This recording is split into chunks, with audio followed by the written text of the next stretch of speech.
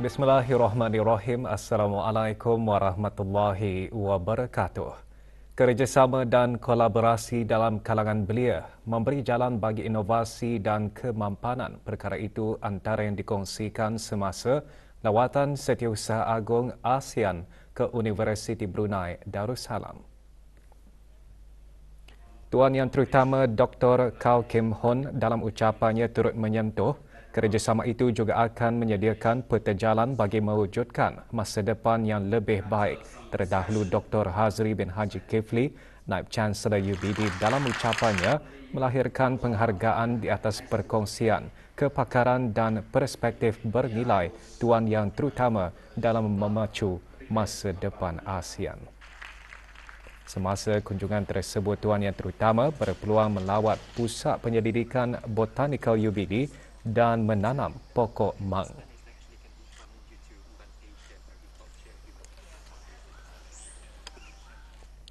Sektor tenaga bukan hanya sebagai asas kepada ekonomi, ia adalah sumber yang menjana kuasa bagi kediaman, perniagaan dan industri. Sehubungan itu, semua pihak bertanggungjawab dalam memastikan keteguhan dan ketahanannya. Setiausaha Tetap Tenaga di Jabatan Perdana Menteri menggariskan perkara tersebut semasa Power Vendor Forum 2024 yang diadakan di Jabatan Perdana Menteri.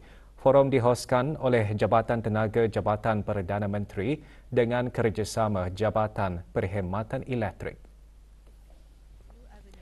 Dayang Hajah Farida binti Datuk Seri Paduka Haji Talib menjelaskan komitmen kerajaan dalam menambah baik sektor tenaga tidak berubah dan menyedari kunci untuk mencapainya adalah dengan membangunkan pasaran yang dinamik dan berdaya tahan. Semasa forum, Jabatan Perkhidmatan Elektrik dan Bahagian Peralihan Tenaga mengongsikan peluang perniagaan baharu. Dalam ucap tama, Pengiran Haji Jamrawera bin Pengiran Haji Petra, Timbalan Setia Usaha Tetap Tenaga di Jabatan Perdana Menteri, menyentuh gambaran keseluruhan lanskap sektor kuasa di negara ini. Forum bertemakan menghubungkan perniagaan dengan peluang baru muncul. Kesedaran mengenai epilepsi adalah kunci bagi membantu penghidapnya menjalani kehidupan yang lebih baik dan inklusif. Ini kerana epilepsi merupakan masalah kesihatan yang sering disalah anggap. Perkara tersebut antara yang ditekankan semasa sesi perbincangan mengenai kesedaran epilepsi. Antara yang hadir, Awang Haji Yusma Arifin bin Dato' Paduka Haji Muhammad Yusof, Pemangku Pengarah Institut Perkhidmatan Awam. Juga disentuh jenis-jenis epilepsi yang biasa dihadapi, gejala-gejala dan cara menangani atau bertindak jika serangan epilepsi berlaku. Sesi perbincangan mengenai kesedaran epilepsi diselenggarakan oleh Kumpulan Epilepsy Empowerment dengan kerjasama Pantai Jerudong Specialist Center dan disokong oleh Glen Eagles Jerudong Park Medical Center, Bank Islam Brunei Darussalam, Pusat Promosi Kesihatan, Program Happy Environment and Lifestyle Heal, ABC Eats dan Beverages by Wafi. Orang ramai diingatkan untuk berwaspada mengenai aktiviti penipuan pelaburan yang semakin berleluasa dipromosikan melalui aplikasi Telegram.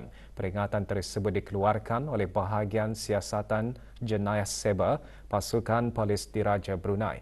Skim penipuan tersebut menawarkan peluang pelaburan yang tidak wujud, menjanjikan pulangan menarik dan bebas risiko dalam tempoh masa singkat.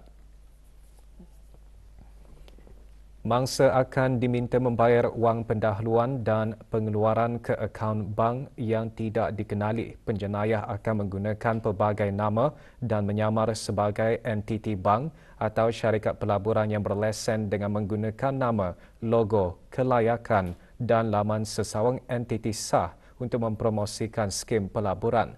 Mereka mewujudkan kumpulan awam di Telegram untuk menarik pelabur dengan testimoni palsu dan dakwaan patuh syariah.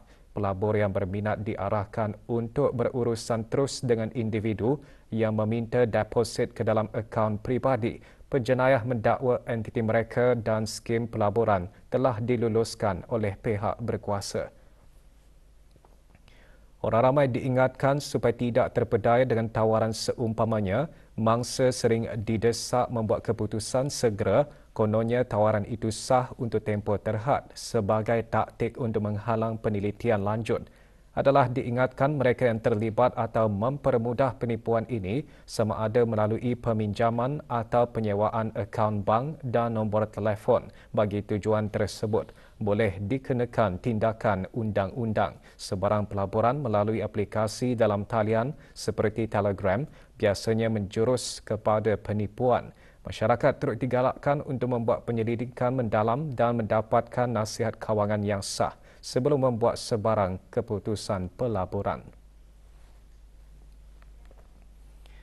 Peluang mengabadikan kenangan kejayaan menamatkan pengajian DUBD sesuatu yang tidak boleh dilepaskan bagi para graduan. Mereka boleh mengabadikan kejayaan mereka melalui The Next Day, iaitu kesinambungan sambutan convocation yang diadakan serentak di Dewan Chancellor Perpustakaan Perniagaan dan Teater Kuliah Pusat Universiti berkenaan. Acara tersebut diadakan sehingga 30 Ogos ini. Graduan dialu-alukan untuk kembali ke kampus bersama rakan-rakan dan keluarga untuk mengambil gambar dan video dengan mengenakan pakaian jubah graduasi serta melawat semula fakulti dan tempat kuliah mereka. It gives the opportunity for students and the sampak gambar sama-sama yesterday, so they can gambar-gambar today. And then there's also studio yang disediakan by the UBD. 31 peserta perkhemahan belia Matlamat Pembangunan Mampan SDG meneruskan lawatan ke Balai Raya Kampung Puni, daerah Tempurung.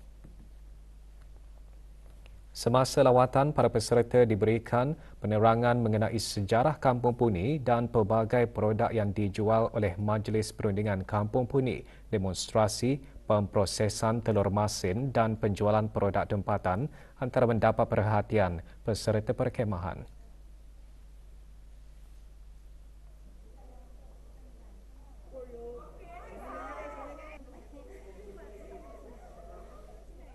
Know how they make the telur masin. So awal-awal ia menggunakan telur itik and then dimasukkan ke dalam tanah liat yang dicampur dengan air dan air garam, dan selepas itu dimasukkan lagi ke something black powder lah. I find it really exciting. I'm learning about new cultures. I'm like expanding my mindset. And then the babus are actually very nice. They're like very welcoming. And then they taught me how to make the kelupis, how to fold it. Jabatan Belia dan Sukan Daerah Belait dengan kerjasama Persatuan Belia dan Sukan menganjurkan kem belia dan sukan selama 3 hari. Lebih 40 belia berumur 15 hingga 30 tahun dari ke-44 daerah menyertai kem berkenaan. Aktiviti seumpamanya antara lain dapat melatih para peserta dengan cara hidup, berdaya saing dan berfikiran positif.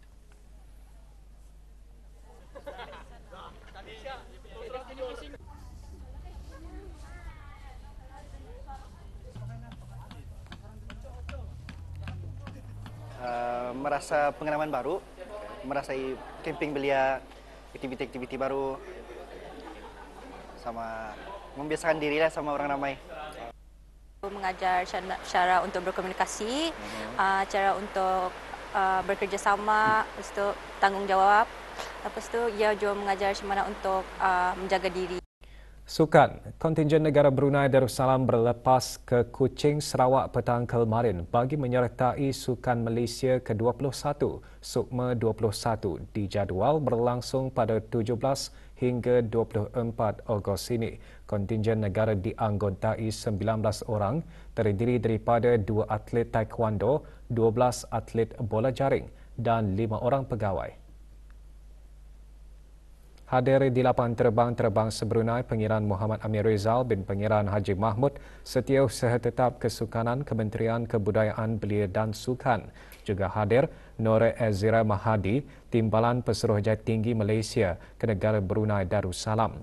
Kontingen negara diketuai oleh Awang Haji Muhammad Ros Fazilah bin Haji Yusli, pemangku pengarah belia dan sukan selaku chef de mission. Edisi kali ini, atlet negara akan menyertai 11 acara iaitu akuatik, olahraga, catur, e-sukan, lawan pedang, karate, bola jaring, pencak silat, sepak takraw, taekwondo dan wushu. Rombongan seterusnya akan bertolak ke Miris Sarawak hari ini. Kejohanan BN On The Move 2024 yang bermula pada 20 Mei 2024 kini dilanjutkan lagi sehingga 20 September 2024. Perkara itu dikongsikan semasa sidang media yang berlangsung di Pusat Promosi Kesihatan Kementerian Kesihatan. Kejohanan kali ini menunjukkan peningkatan dalam penyertaan daripada kementerian-kementerian, syarikat-syarikat, institusi-institusi pengajian tinggi dan juga daripada individu-individu.